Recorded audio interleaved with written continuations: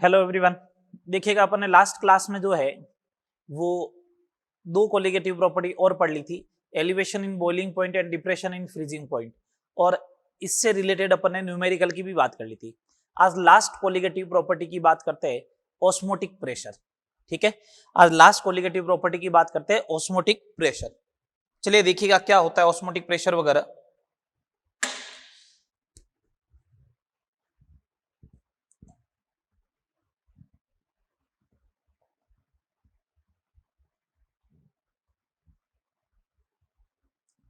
दो osmotic pressure पहले समझना है ना, अगर आपको ऑस्मोटिक प्रेशर अगर आपको समझना है तो पहले देखो ऑस्मोसिस समझो सबसे पहले तो, कि ऑस्मोसिस क्या होता है। ऑस्मोसिस, ठीक है, देखिएगा क्या होता है ऑस्मोसिस, समझना बात को।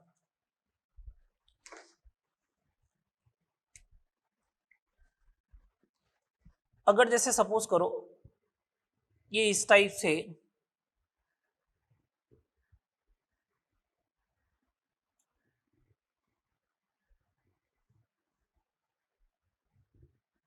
इसको ऐसे ले लो आप,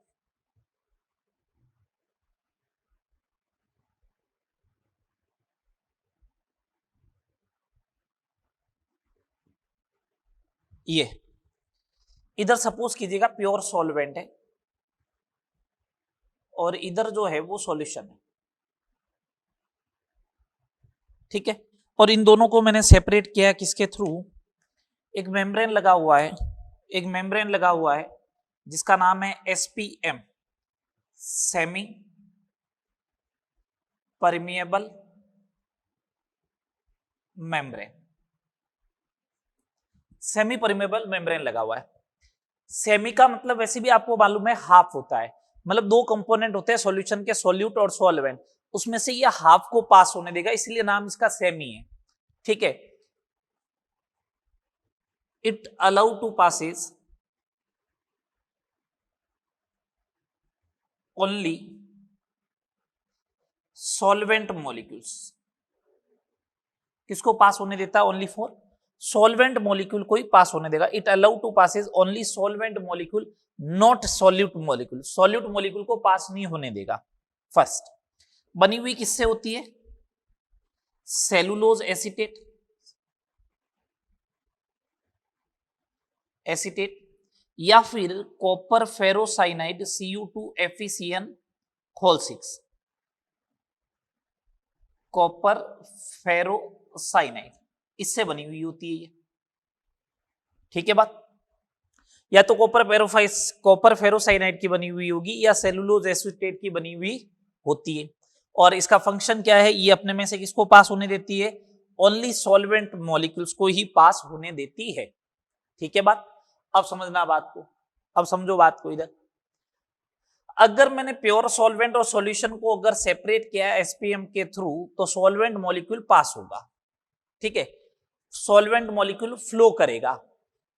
हमेशा ध्यान रखें कोई भी फ्लो हो, किसकी का भी फ्लो हो, वो हमेशा हाई टू लो होता है, कैसा भी फ्लो हो वो हमेशा हाई से लो की तरफ होगा। जैसे अगर मैं बोलता हूं हीट का फ्लो कैसे होता है, तो high temperature to low temperature. अगर मैं बोलता हूं लिक्विड का फ्लो कैसे होना चाहिए या वाटर का फ्लो कैसे होना चाहिए, तो high pressure to low pressure. यहां अपन प्रेशर के रेस्पेक्ट में बात नहीं कर रहे, अपन बात कर रहे हैं कंसेंट्रेशन के रेस्पेक्ट में। प्योर सॉल्वेंट है तो इधर सॉल्वेंट की कंसेंट्रेशन ज्यादा होगी, प्योर सॉल्वेंट है तो इधर सॉल्वेंट ज्यादा होगा, इधर सॉल्वेंट कम है, फ्लो कौन होने वाला है, सॉल्वेंट। तो मैं सॉल्वेंट के रेस्पेक्ट में बात कर रहा हूं, सुने बात को। कंसेंट्रेशन जो होता है, मैं आपको डेफिनेशन लिखाया था मैंने, कंसेंट्रेशन क्या होती है, कंसेंट्रेशन जो होती है, concentration is the relative amount या amount of the solute with respect to solvent और solution. Concentration is the relative amount of solute with respect to solvent और सॉल्यूशन। इसका मतलब कंसेंट्रेशन तो हमेशा सॉल्यूट का डिफाइन करेगा अमाउंट, अगर कंसेंट्रेशन ज्यादा है इसका मतलब उसके अंदर सॉल्यूट ज्यादा होगा, न कि सॉल्वेंट ज्यादा है, ठीक है। तो ये सॉल्वेंट इधर ज्यादा है तो इसका मतलब फ्लो जो होना चाहिए वो इधर होगा, ये लो।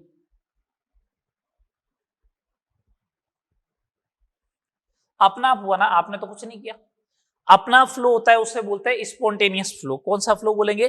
Spontaneous flow. तो इसकी डेफिनेशन क्या हो जाएगी? इस प्रोसेस को अपन क्या बोलते हैं? ऑस्मोसिस बोलते हैं। Spontaneous flow of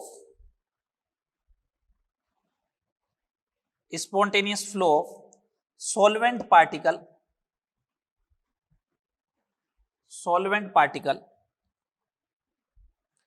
from pure solvent to solution when they are separated by SPM। ठीक है, spontaneous flow of solvent particle from pure solvent to solution when they are separated by SPM। इस process को अपन क्या बोलते हैं? Osmosis बोलते हैं। इस प्रोसेस को अपन क्या बोलेंगे? ऑस्मोसिस। तो पहले तो ये समझ में आया ऑस्मोसिस होता क्या है। स्पॉन्टेनियस फ्लो होना चाहिए, किसका होना चाहिए? सॉल्वेंट पार्टिकल का होना चाहिए। Spontaneous flow of solvent particle किधर से किधर? Pure solvent to solution side. ठीक है, जब इनको किसके थ्रू सेपरेट किया जाए? एसपीएम के थ्रू। डायरेक्शन ऑफ ऑस्मोसिस देखो, direction of osmosis, direction of osmosis, osmosis की डायरेक्शन क्या होगी? तो समझे बात को। डायरेक्शन ऑफ ऑस्मोसिस की अगर अपन बात करें तो ऑस्मोसिस ऐसे हो रहा है, ये सॉल्वेंट है और ये सॉल्यूशन है, तो ऐसे हुआ, बोलो, solvent to solution. By chance मान लो इधर भी सॉल्यूशन है और इधर भी सॉल्यूशन है, तो मैं क्या सॉल्यूशन है दोनों साइड में, इसकी कंसेंट्रेशन मैंने मान ली C1 है, इसकी कंसेंट्रेशन मैंने मान ली C2 है, और मेरे को ऐसा दे रखा है C2 is greater then C1 है।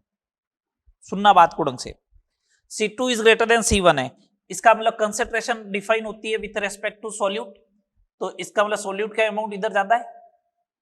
अगर इधर सॉल्यूट ज्यादा है तो इधर सॉल्यूट कम होगा रिलेटिवली, सॉल्यूट कम है तो इधर सॉल्वेंट ज्यादा होगा, बोलो, इधर सॉल्वेंट कम होगा, इधर सॉल्वेंट ज्यादा है, इधर सॉल्वेंट कम है, तो डायरेक्शन ऑफ ऑस्मोसिस ये हो गई। तो direction of osmosis pure solvent to solution and lower concentration solution to higher concentration solution. इसकी कंसेंट्रेशन कम है ना, low concentration solution to high concentration solution की तरफ मूवमेंट करेगा, low concentration solution to high concentration solution की तरफ क्या करेगा? मूवमेंट करेगा। इसी को अपन डायरेक्शन ऑफ ऑस्मोसिस बोलेंगे। बोलो, आई बात समझ में या नहीं आई? बताओ, आ गई? चलो आगे बात करते हैं। अब अपन बात करते हैं ऑस्मोटिक प्रेशर होता क्या है।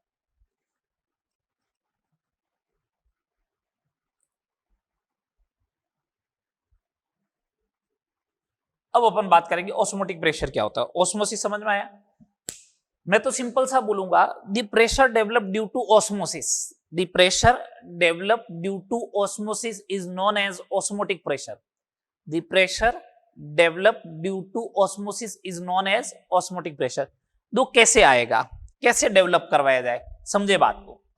जैसे सपोज करो ये इस टाइप का मैंने एक कंटेनर ले लिया जिसके अंदर एक वर्टिकल कॉलम लगा हुआ है, इसके मैंने बॉटम पार्ट को कट कर दिया और बॉटम पार्ट को कट करके और यहां पे लगा दिया मैंने एक एसपीएम। क्या लगा दिया? एसपीएम, सेमी परमेबल मेम्ब्रेन लगा दी एसपीएम। ठीक है सब, यहां तक पहले सॉल्यूशन था, जहां ब्लैक साइड ब्लैक मार्कर से लिख रहा हूं मैं, इसकी कंसेंट्रेशन मैंने मान ली C1 है, दिख रही है? ठीक है, इसको एक ऐसे सॉल्यूशन में रखा गया है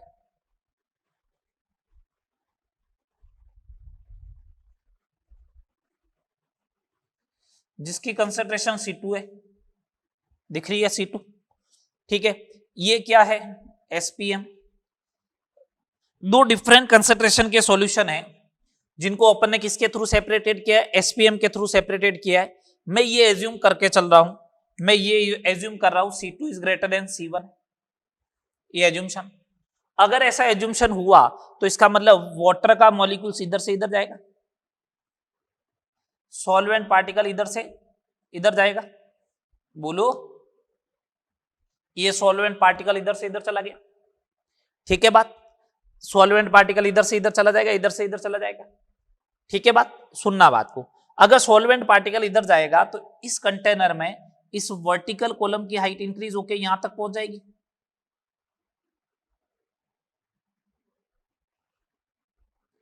ये यहां तक पहुंच गई तो वर्टिकल हाइट कितनी डेवलप हो गई, नहीं, h। ऑस्मोसिस की वजह से वर्टिकल हाइट डेवलप हो गई h। इस हाइड्रोस्टैटिक प्रेशर को, इस वर्टिकल कॉलम में जो हाइट डेवलप हुई है, इस वर्टिकल कॉलम में जब हाइट डेवलप हुई है h, उसकी वजह से प्रेशर डेवलप होगा HDG, जो तुम लोग फिजिक्स में बोलते हैं ना रो जी एच, अपन बोलेंगे HDG, क्या बोलेंगे, HDG। इस HDG के प्रेशर को अपन क्या बोलेंगे, ऑस्मोटिक प्रेशर। तो इसकी डेफिनेशन ये हो जाएगी, the hydrostatic pressure develop, hydrostatic pressure develop in vertical column, developed in vertical column due to osmosis is known as osmotic pressure। इसी को ही अपन क्या बोलेंगे, ऑस्मोटिक प्रेशर बोलेंगे। इस ऑस्मोटिक प्रेशर की जो वैल्यू आएगी पाई, वर्टिकल कॉलम की हाइट हो गई h, density d and gravitational constant g। Pi is osmotic pressure, pi is the osmotic pressure, osmotic pressure, h height of vertical column,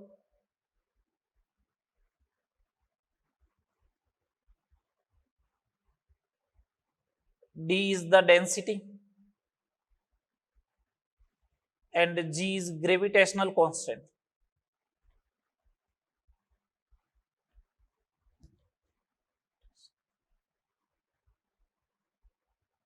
ठीक है, जिसकी वैल्यू 9.8 मीटर पर सेकेंड स्क्वायर होता है।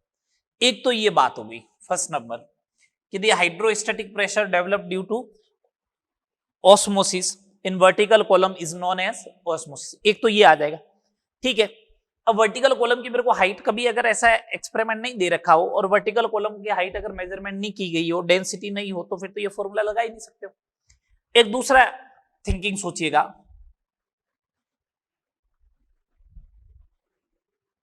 मैंने कहा ऐसा था आपका सिस्टम, अगर सिस्टम ऐसा था तो ये एसपीएम लगी हुई थी, बोलो लगी हुई थी ना ये एसपीएम।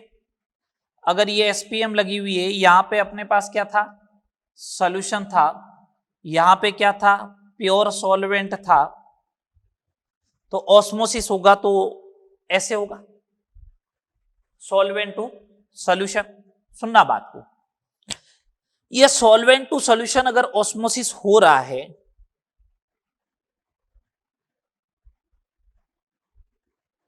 अगर सॉल्वेंट टू सॉल्यूशन की साइड में अगर ऑस्मोसिस हो रहा है, ठीक है, तो सुनना बात को ढंग से, इसका मतलब सॉल्वेंट के साइड का प्रेशर ज्यादा है, क्योंकि कोई भी लिक्विड जो फ्लो करता है वो हाई प्रेशर से लो प्रेशर की तरफ मूवमेंट करता है।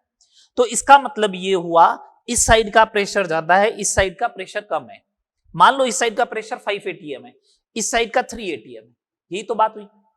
इधर कम कितना है, 2 atm का कम है, तो मैं एक काम करूं, इधर सॉल्यूशन के साइड में 2 atm का प्रेशर अप्लाई कर दूं, यहां पे एक एक्सटर्नल प्रेशर अप्लाई कर दूं क्या इस साइड में, ये मैंने एक्सटर्नल प्रेशर अप्लाई कर दिया। कितना कर दिया, इधर 5 था, इधर 3 था, सॉल्यूशन की साइड में 2 का कम आ रहा था, मैंने 2 का प्रेशर अप्लाई कर दिया, 2 का प्रेशर अप्लाई, 2 का कर दिया, तो इधर 5 और अब इधर भी 5, दोनों साइड का प्रेशर हो गया सेम। अब दोनों साइड का अगर प्रेशर सेम है तो क्या लिक्विड फ्लो करेगा, क्या नहीं करेगा।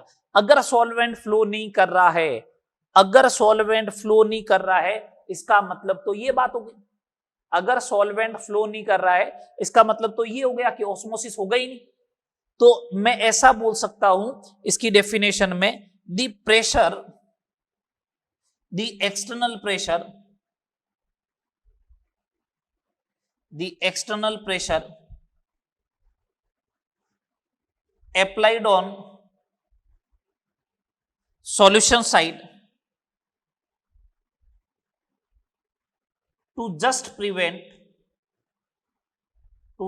prevent osmosis is known as osmotic pressure. The external pressure applied on solution side to just prevent osmosis is known as osmotic pressure. जो आपने एक्सटर्नल प्रेशर अप्लाइड किया है सॉल्यूशन साइड में, क्या करने के लिए? प्रिवेंट करने के लिए। किसको? ऑस्मोसिस को। उसी को अपन क्या बोलते हैं? ऑस्मोटिक प्रेशर बोलते हैं। उसी को अपन क्या बोलेंगे? ऑस्मोटिक प्रेशर बोलेंगे। बोलो, समझ में आई बात ये? तो चाहे ये डेफिनेशन बोलो कि ऑस्मोसिस की वजह से वर्टिकल कॉलम में जो हाइट डेवलप हुई उसी प्रेशर को क्या बोलते हैं? Osmotic pressure. या फिर सॉल्यूशन की side applied external pressure which just prevent osmosis is known as osmotic pressure. Definition समझ में आई? वो ऐसे पूछेगा कि osmotic pressure is equal to external pressure which applied on solvent side. Solvent side थोड़ी ना होगा, सॉल्वेंट साइड तो एक्सटर्नल प्रेशर वैसे भी जाता है, सॉल्वेंट साइड का तो प्रेशर वैसे भी जाता है। प्रेशर कम किस साइड का है? सॉल्यूशन साइड का। तो सॉल्यूशन की साइड में एक्सटर्नल प्रेशर लगाओ। वो एक्सटर्नल प्रेशर जो ऑस्मोसिस को क्या कर दे? जस्ट स्टॉप कर दे, जस्ट प्रिवेंट करे, उसी को अपन क्या बोलेंगे? Osmotic pressure. समझ में आई बात? अब इसका मैथमेटिकल फॉर्म देखते हैं। मैथमेटिकल फॉर्म क्या होगा ऑस्मोटिक प्रेशर का?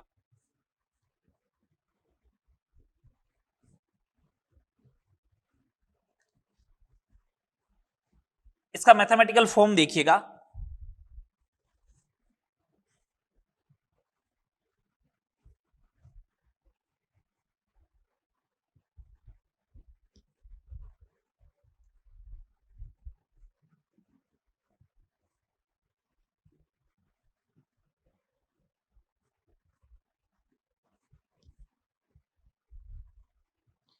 चलिए, इसका अगर मैथमेटिकल फॉर्म की बात करें तो pi is equal to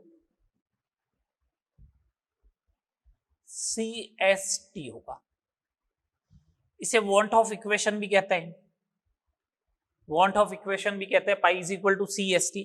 pi is osmotic pressure, C is concentration in mole per litre, means molarity हो गया ये तो। S is a solution constant, solution constant, इसकी वैल्यू वही होगी जो गैस कांस्टेंट की होती है 0.0821 ATM litre per mole into kelvin and T is a temperature in kelvin. Chemistry में ध्यान रहे, कहीं पे भी अगर आपको टेम्परेचर पुट करना है तो वो किस में पुट किया जाएगा? केल्विन में पुट किया जाएगा। केमिस्ट्री में ध्यान रहे, कहीं पे भी अगर आपको टेम्परेचर पुट करना है तो किस में पुट किया जाए? केल्विन में पुट करना पड़ेगा। बात ओके है? सारी क्लियर है? चले आगे बात करें। चल, ये हो गया pi is equal to CST का पार्ट। थर्ड नंबर पार्ट देखिए इसके अंदर, isotonic solution. Isotonic solution, isotonic. दो आइसो वर्ड जब भी आता ना, आइसो का मीनिंग यही होता, सेम होना चाहिए। Isotonic solution, the solution which have equal osmotic pressure, the two solution which have equal osmotic pressure are known as isotonic solution। अगर आइसोटोनिक सॉल्यूशन होगा इसका मतलब पाई 1 बराबर पाई 2 होगा। फिर तो दो सॉल्यूशन जिनके ऑस्मोटिक प्रेशर क्या हो जाए? इक्वल हो जाए, तो पाई 1 इज इक्वल टू क्या होगा? पाई 2 होगा। चलो अप्लाई करो, पाई 1 की वैल्यू C1ST1 या T C2ST। Eight same temperature पे बात कर रहे हो, एट सेम टेम्परेचर पे बात कर रहे हो, तो ऐसा हुआ तो C1 इज इक्वल टू क्या हो जाएगा? C2 हो जाएगा।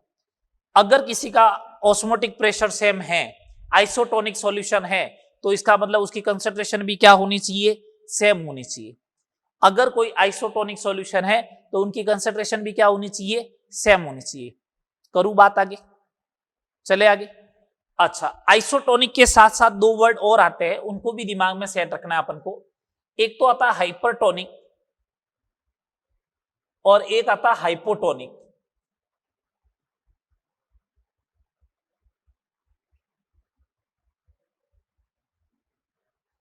Hypertonic and hypotonic. अपन कहते हैं कभी कभार क्यों हाइपर हो रहे हो, तो हाइपर होने का मतलब होता है ज्यादा, क्या, ज्यादा। अगर किसी एक सॉल्यूशन का दूसरे सॉल्यूशन के रेस्पेक्ट में ऑस्मोटिक प्रेशर ज्यादा हो, तो जिसका ऑस्मोटिक प्रेशर ज्यादा होता है उसी को अपन क्या बोलते हैं, हाइपरटोनिक। तो जिसका कम होगा वो क्या हो जाएगा, हाइपोटोनिक। और दोनों इक्वल होंगे तो आइसोटोनिक। समझ में आई बात। मैं सीधा एक एग्जांपल से बात कर रहा हूं क्या होता है हाइपरटोनिक हाइपोटोनिक। जैसे सपोज करो ये सॉल्यूशन दे रखे आपको और इनके इधर ऑस्मोटिक प्रेशर दे रखे, ये तीन सॉल्यूशन है ए बी और सी। इसका ऑस्मोटिक प्रेशर 3, 5 और 7 है। 3 atm 5 atm एंड 7 atm ये है। ठीक है बात। अब सुनना बात को, अगर ये दे रखे तो सुने बात को। मैंने अगर बोला B is hypertonic with respect to A, A के रेस्पेक्ट में B हाइपरटोनिक है तो ए से तो ज्यादा ही है ना। 5 की वैल्यू 5 वैल्यू जो है वो 3 से तो ज्यादा ही है। इसका मतलब B is hypertonic with respect to A. लेकिन सुने ये 5 वाली वैल्यू 7 से तो कम है, तो B is hypotonic with respect to C। तो इसका मतलब कोई सॉल्यूशन ऐसा नहीं बोल सकते हो कि हाइपरटोनिक है तो हमेशा हाइपरटोनिक ही रहेगा, नहीं। वो तो डिपेंड करेगा किसके रेस्पेक्ट में आप चेक कर रहे हो। मैंने चेक किया था ए के रेस्पेक्ट में, तब तो बी हो गया हाइपरटोनिक, और मैंने सी के रेस्पेक्ट में चेक किया तो क्या हो गया, हाइपोटोनिक। बात समझ में आई, बोलो आ रहा है बात समझ में। हाइपरटोनिक हाइपोटोनिक बात क्लियर। अगला देखें,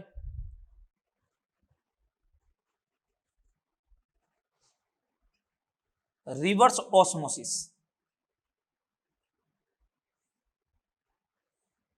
रिवर्स ऑस्मोसिस क्या होता है, जिसे अपन आरओ बोलते हैं, रिवर्स ऑस्मोसिस। ऑस्मोसिस का रिवर्स कर दो, ऑस्मोसिस की डायरेक्शन को क्या कर दो, रिवर्ट कर दो, तो उसी को अपन क्या बोलेंगे, रिवर्स ऑस्मोसिस। सुने बात को,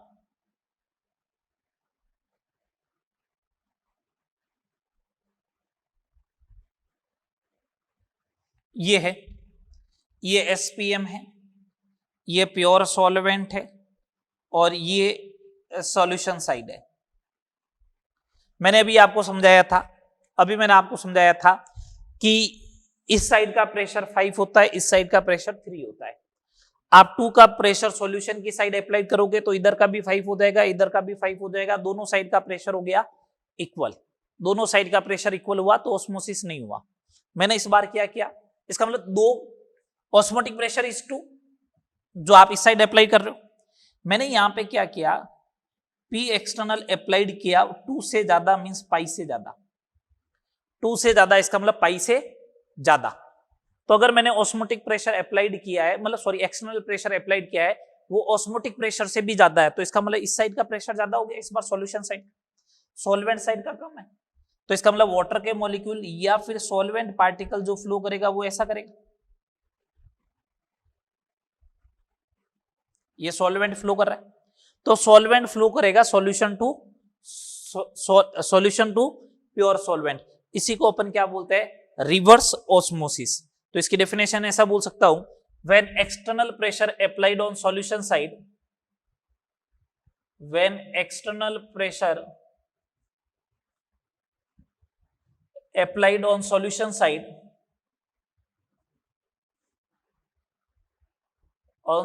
side, is more than osmotic pressure, then direction of osmosis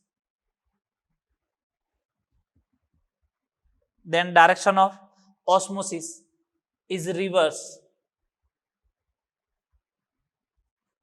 which is known as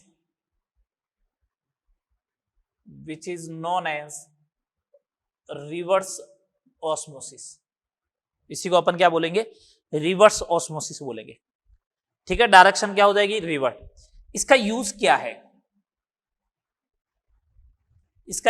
reverse osmosis का, सुने बात को। रिवर्स ऑस्मोसिस का यूज है डीसैलिनेशन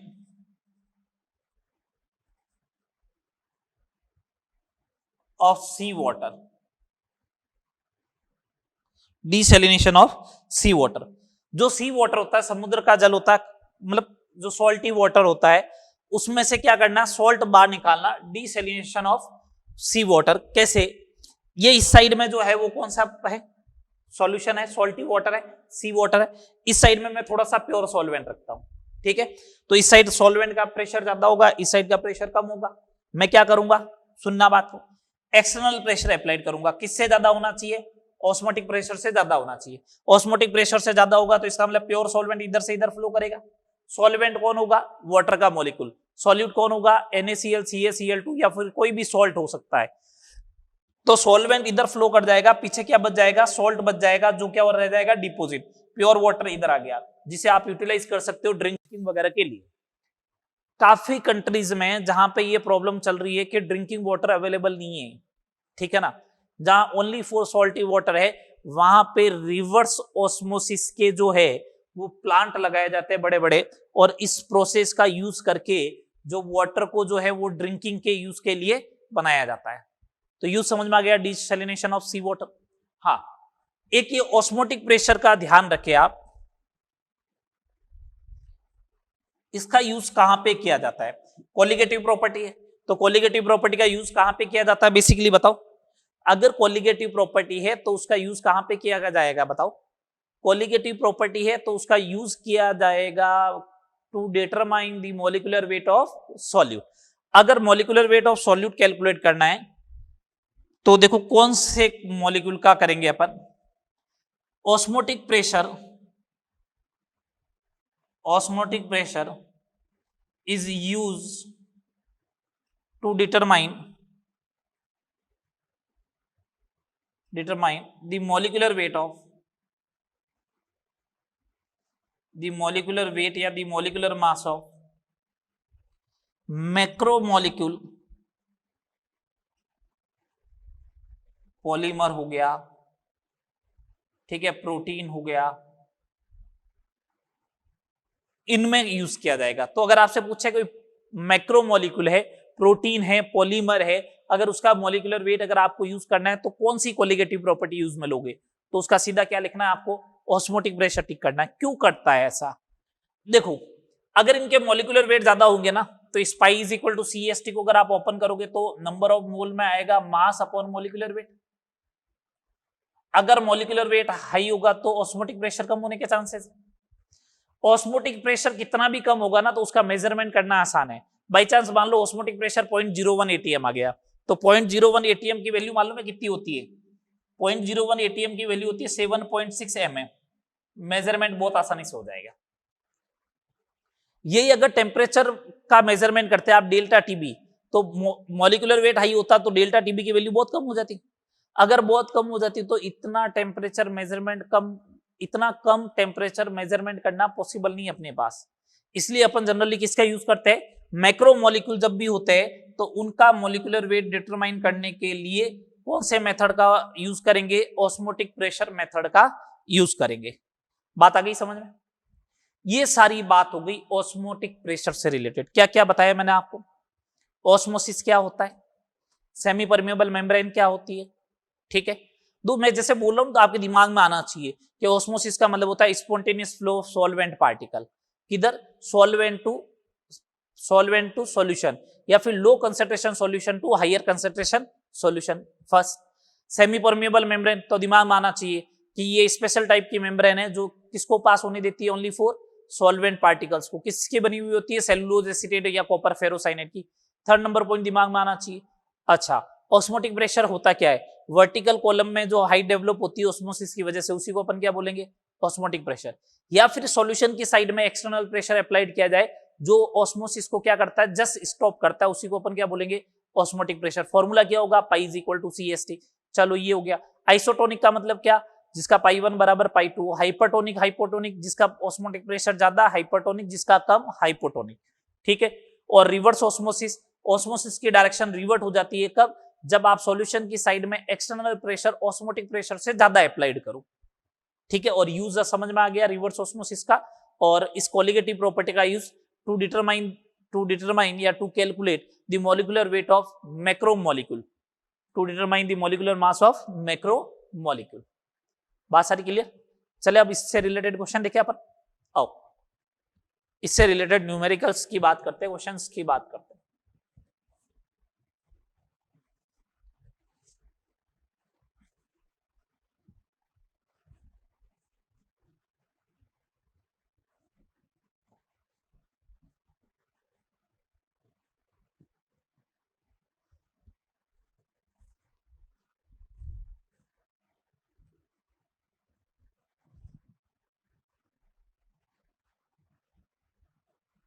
चलिए देखिएगा क्वेश्चन।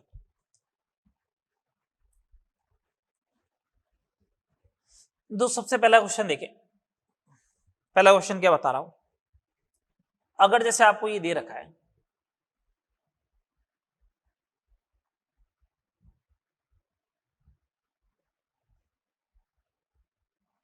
ESPM में, इधर मैंने दे दिया 20% एक्वस यूरिया सॉल्यूशन और इस साइड में दे दिया मैंने 40% एक्वस यूरिया सॉल्यूशन,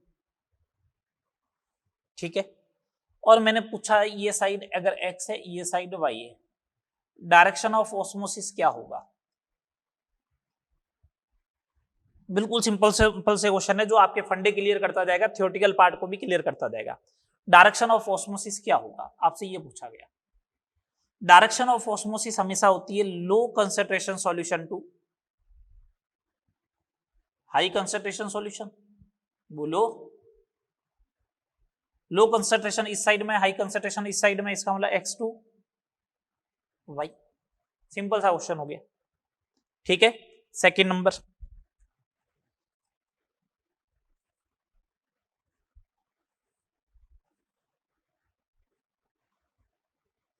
ये SPM है, इधर 10% NaCl है, इधर 90% NaCl है, ये x है ये y है।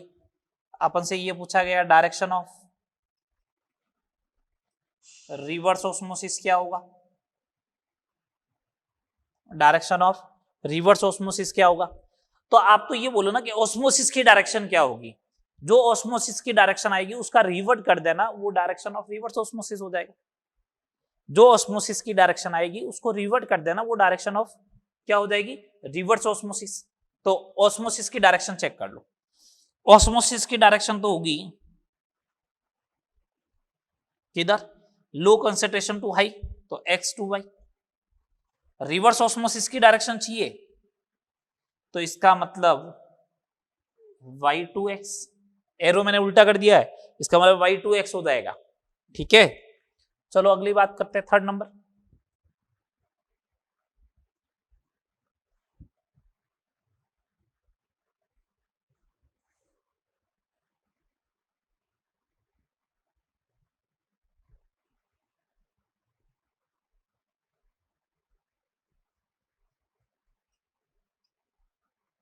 ये SPM हो गया,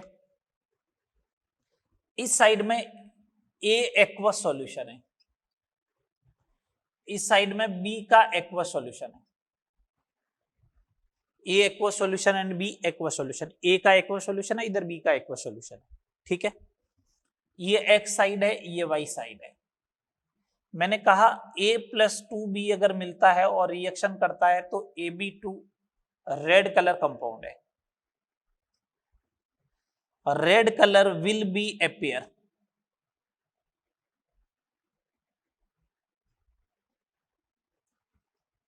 X side, Y side on SPM and D none of these, D none of these, ठीक है बात। X side, Y side on SPM and none of these, ये पूछा गया, ठीक है। बताओ आंसर क्या आना चाहिए, बताओ बताओ जल्दी से क्या आंसर आना चाहिए। सुने बात को, ए एक्वा सॉल्यूशन है। मैंने जब तुम लोगों को सबसे पहले कंसंट्रेशन टर्म्स पढ़ाया था तो उसमें भी ये चीज एक्सप्लेन की गई थी कि किसी भी सॉल्यूशन का जो नाम होता है, name of the solution is based on solute present in it. किसी भी सॉल्यूशन में जो सॉल्यूट प्रेजेंट होता है उसी के बेसिस पे उसका नाम रखा जाता है, यही तो बताया था। तो इसका मतलब इसके अंदर ए कौन है, सॉल्यूट है, ये लो जो, ये लो भैया, ए सॉल्यूट हो गया, ये बी क्या हो गया, सॉल्यूट हो गया। अच्छा, ए सॉल्यूट है, बी सॉल्यूट है, तो एक बात बताओ, क्या एसपीएम सॉल्यूट को पास होने देगा क्या? क्या ए और बी को पास होने देगा क्या? नहीं। ए और बी को अगर पास नहीं होने दिया तो क्या ए और बी आपस में मिलेंगे क्या? नहीं मिलेंगे। जब इनका आपस में मिलन हुआ ही नहीं, अगर ये आपस में मिले ही नहीं, तो क्या AB2 बनेगा क्या? नहीं बनेगा। जब AB2 नहीं बना तो रेड कलर आएगा क्या? नहीं आएगा। तो कहीं नहीं आएगा, तो नन ऑफ दीज आंसर होना चाहिए या नहीं होना चाहिए? बोलो बोलो, कलर आएगा ही नहीं।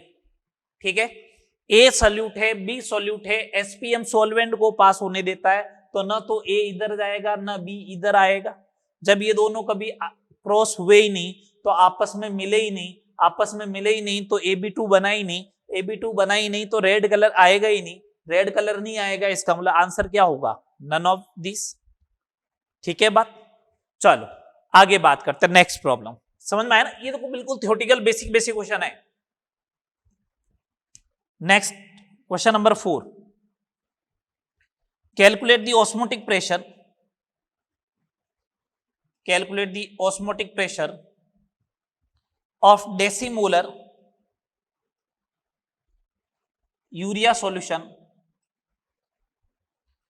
Eight 27 degree Celsius. अब इसमें डिफिकल्ट टास्क क्या मालूम है? इसमें डिफिकल्ट टास्क ये है, decimolar. What is the difficult task?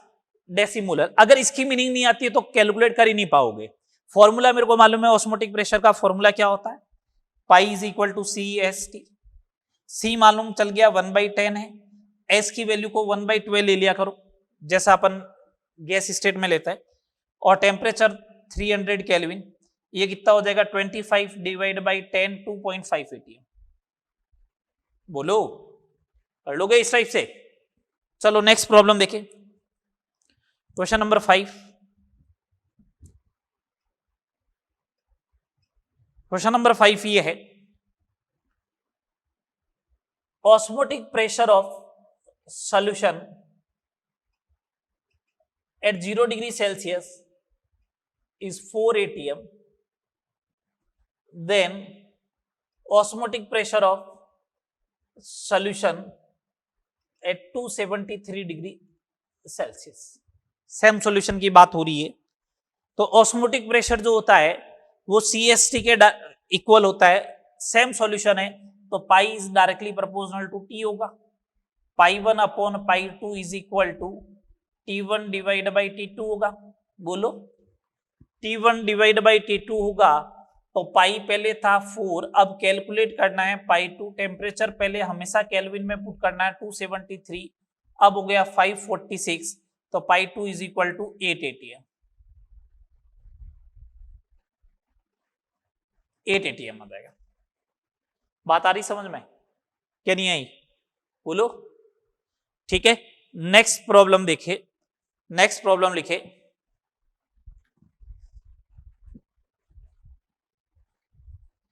calculate the osmotic pressure of 5% W/V urea solution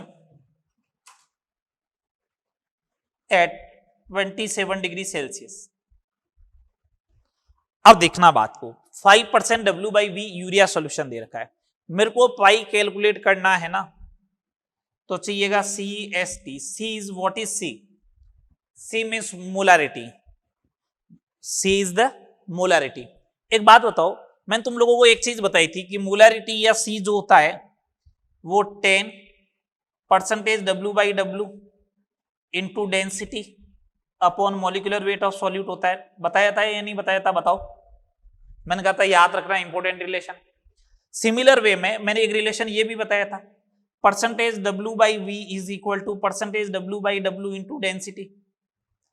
तो इस पूरे की जगह W/V आ सकता है, तो C बराबर 10% W/V upon molecular weight of solute. बोलो, अगर ये आएगा तो वैल्यू पुट कर दो ना सीधा, 10, ये हो गया 5/60, ठीक है। यूरिया है तो मॉलिक्यूलर वेट ये आएगा 1/12 और ये हो गया 300, तो ये तो एग्जैक्ट कैंसिल हो गया 5 times 250 divide by 12, approximate 21 ATM आ जाएगा। अप्रोक्सीमेट कितना आ जाएगा? 21 ATM आ जाएगा। बात ओके है? चले आगे, चलो आगे बात करते हैं।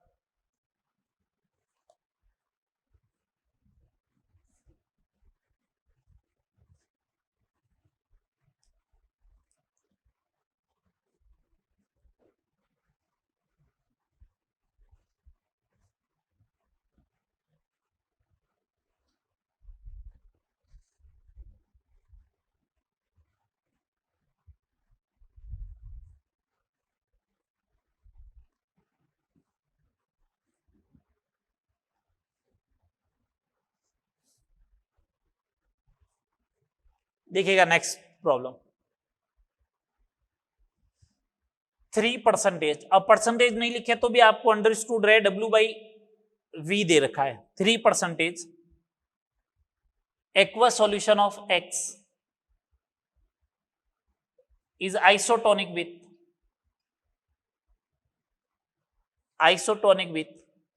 5% aqua solution of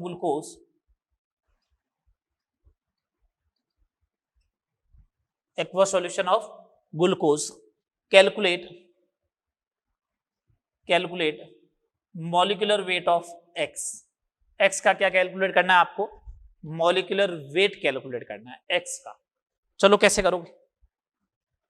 isotonic solution है, इसका मतलब C1 बराबर C2 होना चाहिए। बोलो हाँ या ना? आएगा C1 बराबर C2। C1 बराबर C2 आएगा तो सुने बात को, C1 कैसे कैलकुलेट करेंगे? 10 से 10 कैंसिल हो गया, percentage W/V divide by molecular weight, इधर 5 upon molecular weight of glucose 180, तो molecular weight of X is equal to 36 into 3 means 108। ठीक है बात?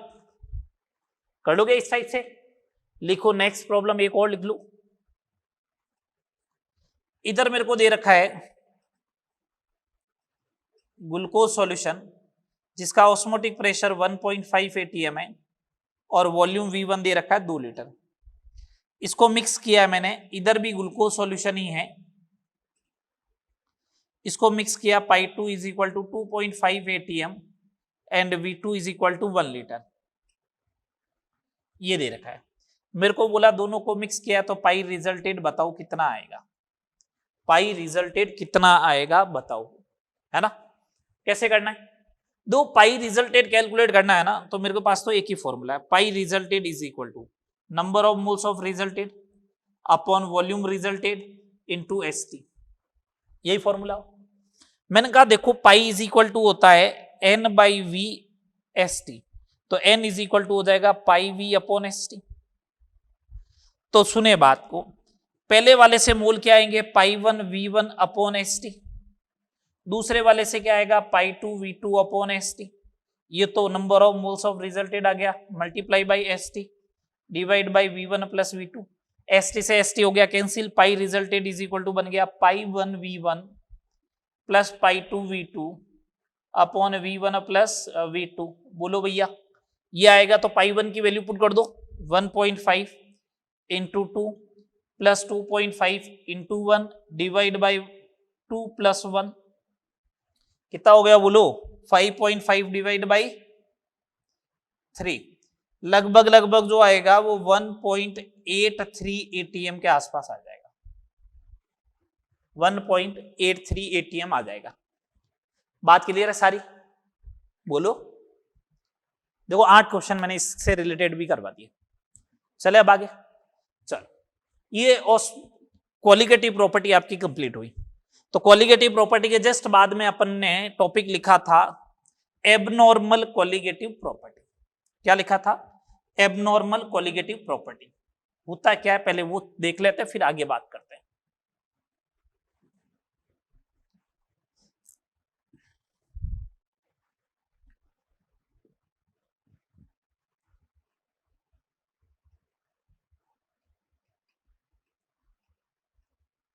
Abnormal colligative properties.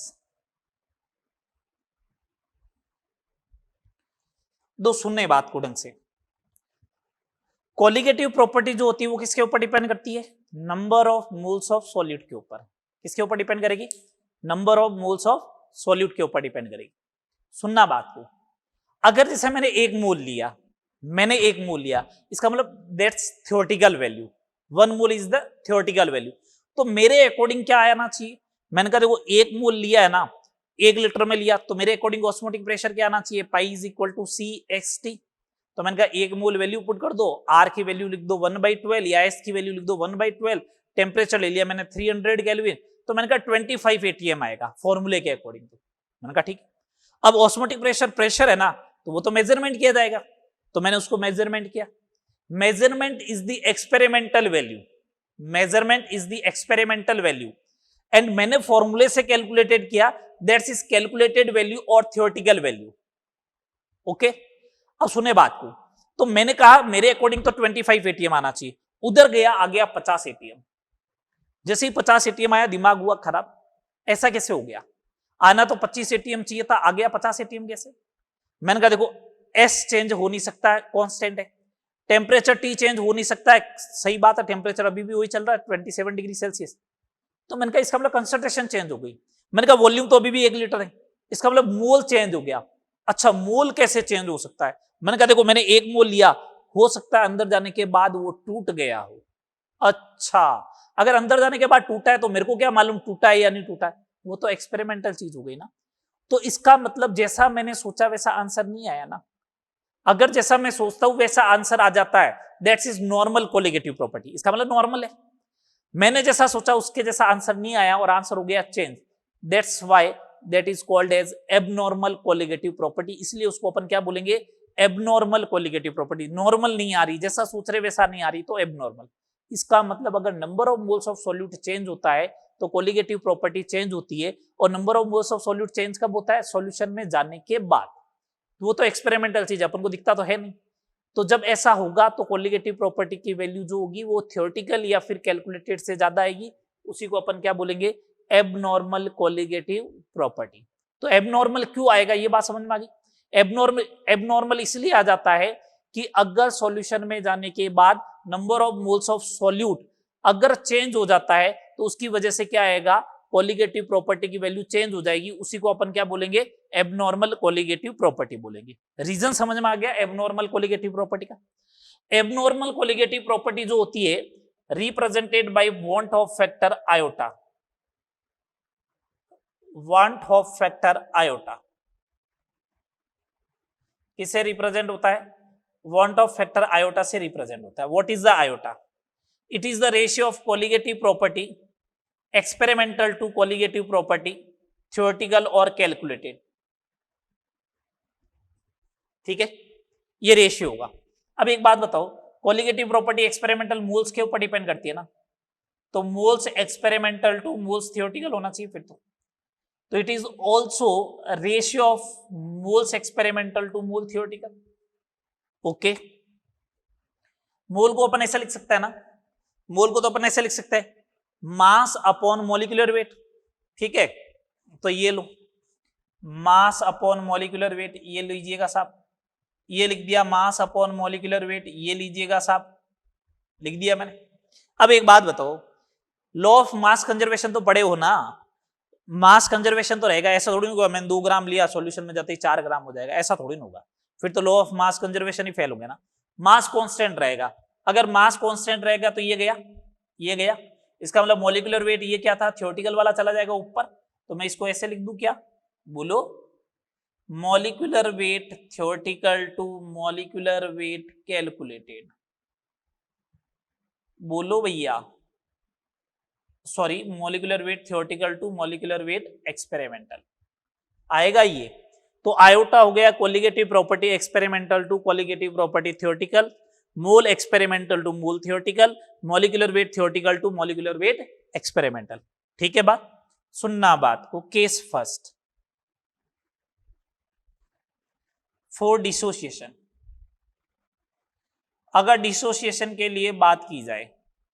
तो इसका मतलब अंदर जाने के बाद मॉलिक्यूल ब्रेक हो जाएगा, मॉलिक्यूल ब्रेक होगा तो नंबर ऑफ मोल्स क्या होगा, इंक्रीज होगा।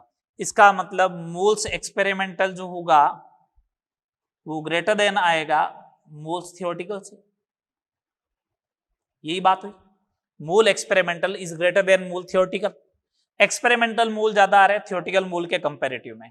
इसका मतलब मैं ऐसा बोल दूं, colligative property experimental is greater then colligative property theoretical. सही बात है। And iota is the greater than 1। Iota क्या आएगा, ग्रेटर देन 1 आएगा। एग्जाम्पल की बात करते हैं, ऑल आयोनिक कंपाउंड, जितने भी आयोनिक कंपाउंड होते हैं वो सारे डिसोसिएशन शो करते हैं। सॉल्ट जो एसिड और बेस की रिएक्शन से बनता है, एसिड ये भी डिसोसिएट होता है, बेस ये भी डिसोसिएट होता है।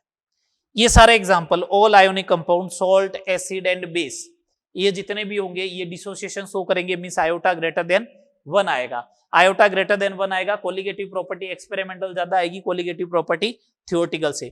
जो मैं सोचूंगा उससे वैल्यू क्या आएगी, ज्यादा आएगी। ठीक है। Case second, case second,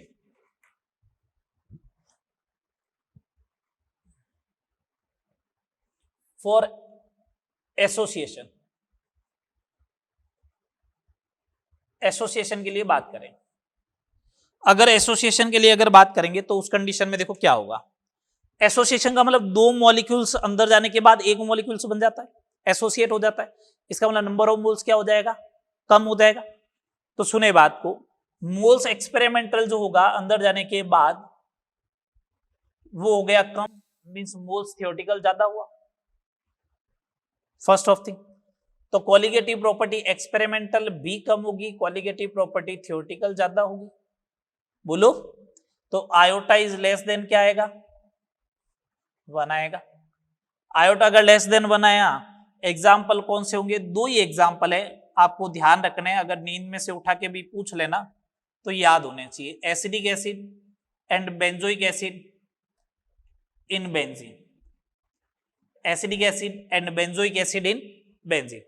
acidic acid और बेंजोइक एसिड जो होगा वो बेंजीन में जो है वो क्या शो करता है, एसोसिएशन शो करता है। बोथ आर फॉर्म डाइमर, क्या बनाएगा, डाइमर बनाएगा, मींस 2 मॉलिक्यूल एसोसिएट होके क्या बन जाएगा, एक मॉलिक्यूल। ठीक है। तो उस कंडीशन में इनका कम आएगा। तो जब भी ये दोनों लिखे हुए, देखो ध्यान रखना ढंग से, ये दोनों लिखे हुए लेकिन साथ में बेंजीन लिखा हुआ होना जरूरी है। बेंजीन बोले तो नॉन पोलर सॉल्वेंट होना चाहिए। क्या होना चाहिए, non polar solvent. Case number 3, case number 3, no association and no dissociation. Association भी नहीं हो और कोई डिसोसिएशन भी नहीं होना चाहिए। एसोसिएशन भी नहीं हुआ, डिसोसिएशन भी नहीं हुआ, तो इसका मतलब तो ये हो गया कि मोल एक्सपेरिमेंटल जो होंगे, जैसा मैं सोच रहा था उसके बराबर ही आएगा। इसका मतलब मोल्स थियोरेटिकल के बराबर ही होगा। इसका मतलब colligative property experimental, colligative property theoretical के बराबर ही आएगी। इसका मतलब आयोटा इज इक्वल टू 1 ही आएगा। एग्जाम्पल कौन से भैया, ऑल कोवेलेंट मॉलिक्यूल, जितने भी कोवेलेंट मॉलिक्यूल होते हैं, जैसे अभी तक अपन ने एग्जाम्पल लिए, ग्लूकोज हो गया, ठीक है, कैन शुगर या सुक्रोज हो गया, यूरिया हो गया, एटीस, ये सारे जो होंगे वो नॉर्मल कोलिगेटिव प्रॉपर्टी शो करेंगे। इनके लिए आयोटा क्या आएगा, 1 आएगा। अभी तक अपन यही पढ़ते जा रहे थे। अपन ने देखो एग्जाम्पल ऐसे देते थे, ग्लूकोज है, सुक्रोज है, यूरिया है, कभी ऐसा नहीं देता था मैं NaCl है, दिया क्या कोलिगेटिव प्रॉपर्टी में, नहीं दिया ना। उसका रीजन, अपन जैसा सोच रहे हैं ना, NaCl दिया तो जैसा सोचा उससे तो वैल्यू क्या आएगी, ज्यादा आएगी, इसलिए अपन ने अभी तक नहीं दिया ऐसे क्वेश्चन। बात क्लियर। तो वांट ऑफ फैक्टर होता क्या है एबनॉर्मल कोलिगेटिव प्रॉपर्टी में, वांट ऑफ फैक्टर का समझ में आ गया। नेक्स्ट लेक्चर में अपन वांट ऑफ फैक्टर कैलकुलेट कैसे करते हैं डिसोसिएशन के लिए, वो कैलकुलेट करेंगे, और एसोसिएशन के लिए फिर अपन बात करेंगे इससे रिलेटेड न्यूमेरिकल्स की। बात क्लियर। चलो यहां तक करना। नेक्स्ट लेक्चर में अपन वांट ऑफ फैक्टर आयोटा को यहीं से आगे करेंगे, calculation of iota for dissociation and calculation of iota for association. यहां तक पढ़ के आना, थोड़े बहुत न्यूमेरिकल देख के आए, ठीक है, एंड सॉल्युबिलिटी देख के आए अपन नेक्स्ट टॉपिक में वो भी स्टार्ट करने वाले हैं। ठीक है बात, यहां तक करें, मिलते हैं नेक्स्ट लेक्चर में। ओके।